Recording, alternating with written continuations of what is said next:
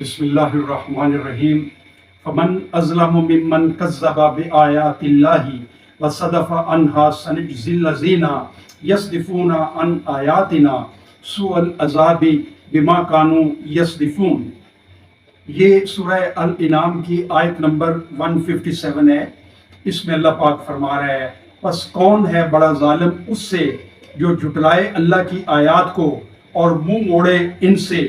عنقریب ہم سزا دیں گے ان لوگوں کو جو منہ موڑتے ہیں ہماری آیات سے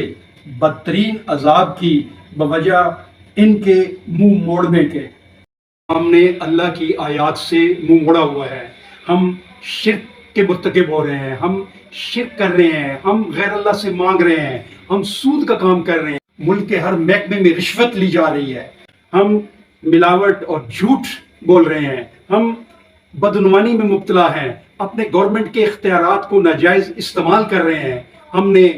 دولت اور زمین اکٹھی کی ہوئی ہے، قبضہ کیا ہوا ہے اور غریب لوگوں کو ان کے حق سے، بنیادی ضروریات سے محروم کیا ہوا ہے۔ ہم نے اللہ کی آیات کو جھٹلایا ہوا ہے۔ یہ اللہ کی آیات کو جھٹلانے کا نتیجہ ہم دیکھ چکے ہیں، ہم اپنا آدھا ملک گنوا چکے ہیں اور اب بھی ہم اسی راستے پہ گامزن ہیں، بلکہ اس سے زیادہ گھنونے طریقے سے اللہ کی آیات سے ہم انکار کر رہے ہیں۔ اللہ ہم کو